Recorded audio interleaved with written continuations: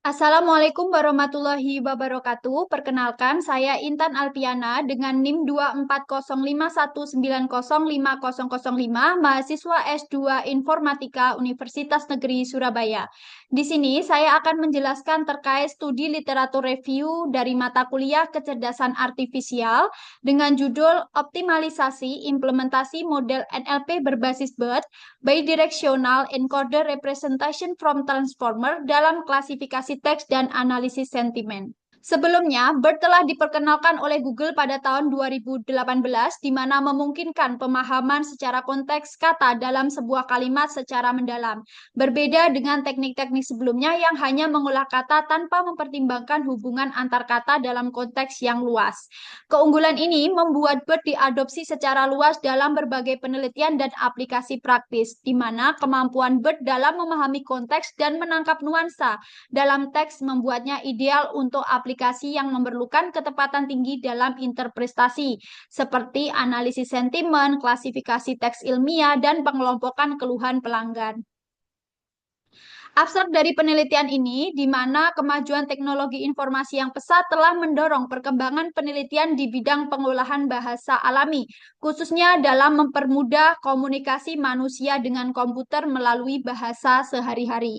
Nah, studi ini akan mengulas kelebihan dan kekurangan dari model-model tersebut di berbagai konteks aplikasi, serta memberikan rekomendasi untuk penelitian di masa mendatang. Melalui analisis ini diharapkan diperoleh wawasan yang menyeluruh yang dapat membantu peneliti dan praktisi dalam memilih model BERT yang sesuai untuk berbagai kebutuhan dalam bidang NLP. Fokus pada penelitian ini yaitu ada beberapa macam. Yang pertama yaitu metode yang digunakan, kemudian hasil yang akan dicapai, kemudian kelebihan dan kekurangan dari masing-masing model dalam konteks aplikasi yang berbeda, dan pengaruh variasi dataset dalam performa model. Tujuan dari penelitian ini yaitu secara keseluruhan memberikan wawasan tentang potensi dan keterbatasan dari model-model berbasis BERT dalam aplikasi NLP di berbagai domain dengan memahami cara kerja, keunggulan, dan tantangan dalam penerapan BERT. Diharapkan para peneliti dan praktisi dapat memilih dan mengadaptasi model BERT yang sesuai dengan kebutuhan spesifikasi mereka. Nah, dengan menganalisis studi-studi terdahulu, peneliti ini tidak hanya berfokus pada hasil akhir, tetapi juga pada metode pemrosesan, jenis data yang digunakan, dan teknik khusus yang diterapkan untuk meningkatkan efektivitas dari klasifikasi teks. Nah, metode dalam penelitian ini akan membahas beberapa penerapan teknologi kecerdasan buatan dan pembelajaran machine learning yang dapat menjadi solusi yang sangat efektif, yaitu BERT. Nah, studi ini akan berfokus pada beberapa pertanyaan penelitian. Yang pertama yaitu bagaimana model BERT dan variasinya diterapkan dalam penelitian klasifikasi teks. Yang kedua yaitu apa keunggulan dari metode berbasis BERT dibandingkan teknik NLP sebelumnya dalam analisis teks. Yang ketiga yaitu apa saja keterbatasan model-model dari berbasis BERT dalam konteks klasifikasi teks, dan bagaimana strategi yang diterapkan untuk mengatasi keterbatasan tersebut baik dari sisi data maupun teknik model. Dan yang terakhir adalah apa rekomendasi untuk penelitian lanjutan terkait penerapan model BERT dalam NLP. Kemudian pendekatan pada penelitian ini ada beberapa macam. Yang pertama adalah studi yang memanfaatkan model BERT NLP berbasis BERT atau variasi model BERT. Kemudian penelitian yang melibatkan aplikasi klasifikasi teks seperti analisis sentimen, klasifikasi keluhan, atau klasifikasi teks ilmiah. Kemudian yang ketiga adalah kriteria eksklusi yang meliputi penelitian yang menggunakan model NLP selain BERT sebagai metode utama. Selanjutnya, literatur dalam penelitian ini relevan diidentifikasi dari database ilmiah seperti IEEE, Explore, ScienceDirect, dan Google Scholar. Kata kunci yang digunakan meliputi BERT, Natural Language Processing, klasifikasi teks, dan analisis sentimen. Jurnal penelitian dikumpulkan dari publikasi dalam 5 tahun terakhir, serta jenis publikasi berupa artikel jurnal atau proceeding konferensi. Nah, literatur ini akan melalui 3 tahap, yaitu identifikasi, penyaringan, dan evaluasi.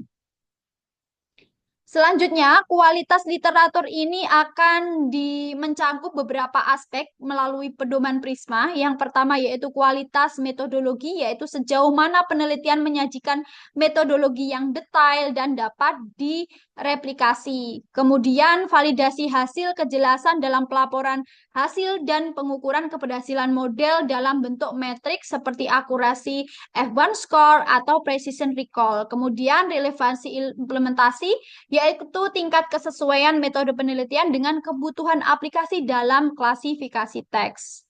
Nah, kemudian pada penelitian ini akan dilakukan studi literatur review di mana hasil dan pembahasannya dari 11 jurnal penelitian akan dilakukan studi literatur review mulai dari tujuan penelitian, kemudian metodologi, kemudian sampel dan data digunakan pada masing-masing penelitian, kemudian temuan utama dari penelitian, kemudian kelebihan penelitian, keterbatasan penelitian, kemudian saran untuk penelitian selanjutnya. Semuanya akan dibahas pada penelitian ini yaitu berdasarkan 11 jurnal yang digunakan. Nah, selanjutnya setelah hasil dan pembahasan berupa seperti kelebihan, kekurangan semuanya telah diulas, di sini juga akan melakukan analisa pada data matrik analisa artikel yang digunakan dalam literatur review, yaitu dari penelitian 11 jurnal tersebut akan dilakukan analisis hasilnya mulai dari penelitian pertama sampai dengan penelitian terakhir yaitu penelitian ke-11. Nah, selanjutnya selain dari hasil penelitian, pada penelitian ini juga akan membahas tentang metrik analisa alur dari masing-masing metode. Jadi, dari masing-masing penelitian akan dianalisa alurnya, yaitu mulai dari pengumpulan data, set, kemudian pre-processing, fine-tuning BERT, maupun melakukan evaluasi. Contohnya, pada penelitian ketiga dengan judul The Classification of Short Scientific Text Using Petrine BERT Model. Nah, di sini pengumpulan datanya menggunakan dataset PubMed, kemudian preprocessingnya tokenisasi teks ilmiah, penghapusan noise, dan penyusunan data. Kemudian model pre-trainingnya menggunakan PubMed BERT, kemudian fine-tuningnya menyesuaikan model pada dataset abstrak, kemudian melakukan evaluasi yang menggunakan F1 score untuk menilai kualitas dari klasifikasi tersebut. Nah, hal tersebut akan diterapkan pada 11 jurnal yang diteliti pada penelitian ini. Nah, selanjutnya dari penelitian yang telah dilakukan akan menemukan temuan utama di mana berasal dari penelitian tentang klasifikasi tingkat keparahan kecelakaan lalu lintas. Nah, model BERT yang digunakan pada data kecelakaan Louisiana menunjukkan akurasi sebesar 84,2% dengan F1 score mencapai 82%. Nah, keunggulan utama dari model ini adalah kemampuannya menangani data yang beragam dan memahami konteks dari teks deskriptif. Namun model ini menghadapi tantangan dalam menangani data dari kategori minoritas. Nah, selain itu di sini juga ditemukan pada penelitian lain menunjukkan keberhasilan penggunaan BERT dalam pengelolaan keluhan pelanggan pada perusahaan air dengan dataset berisi 4.730 keluhan. Nah, kendati demikian, temuan utama yang ditemukan dalam penelitian ini yaitu kebutuhan dataset yang besar untuk stabilitas performa menjadi salah satu kendala, terutama dalam aplikasi real world dengan data yang terbatas. Selanjutnya, penelitian ini juga akan telah menemukan hasil terbaik di mana penerapan PubMed untuk klasifikasi teks ilmiah dengan dataset yang terdiri atas abstrak biomedis dari PubMed model ini mencapai F1 score tertinggi yaitu 89%. Nah, di sini juga menemukan dari kombinasi BERT dengan BICRU memungkinkan penangkapan konteks yang temporal yang lebih baik yang sangat penting dalam analisis sentimen. Namun, implementasi model ini memerlukan daya komputasi yang tinggi yang bisa menjadi kendala untuk aplikasi di skala besar. Nah, penelitian lainnya menyoroti pentingnya teknik balancing dalam menangani dataset tidak seimbang.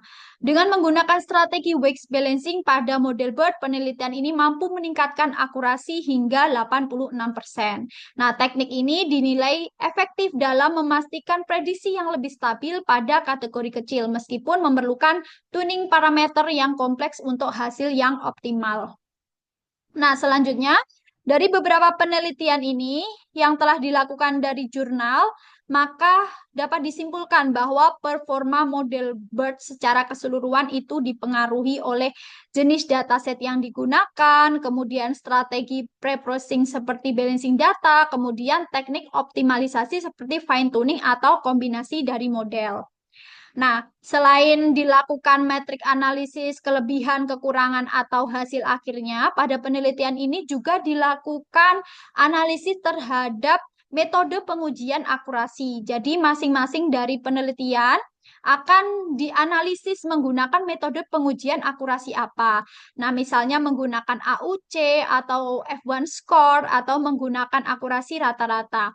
Nah, dari analisis yang dilakukan ini pada metode pengujian masing-masing penelitian dapat disimpulkan bahwa F1 score adalah metode pengujian yang paling cocok untuk menghitung akurasi pada dataset yang tidak seimbang atau pada tugas klasifikasi teks dengan kategori minoritas.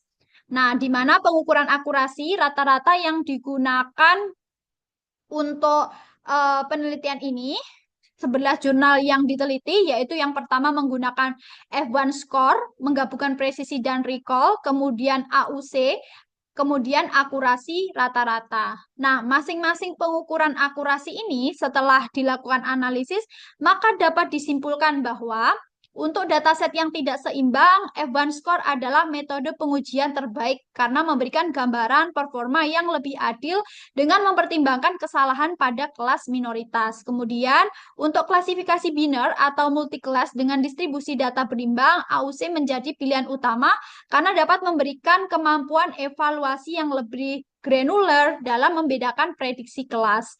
Kemudian untuk data set kecil dengan distribusi yang seragam, akurasi dapat digunakan karena sederhana dan cukup menggambarkan performa dari model tersebut. Selanjutnya, dari penelitian yang telah dilakukan, maka dapat disimpulkan model BERT itu juga memiliki beberapa keterbatasan. Yang pertama yaitu ketergantungan pada dataset yang besar, kemudian kebutuhan daya komputasi tinggi membuat implementasinya sulit untuk aplikasi skala besar, kemudian performa yang tidak optimal pada data dengan variasi besar seperti teks campuran, bahasa atau data yang tidak memiliki struktur konsisten, kemudian keterbatasan dalam menangani dataset kecil yang sering mengakibatkan overfitting. Nah, dari keterbatasan itu maka kami melakukan analisa yaitu berupa strategi untuk menangani keterbatasan tersebut. Nah, untuk menangani beberapa keterbatasan tersebut, yang pertama yaitu dapat dilakukan balancing dan augmentasi data.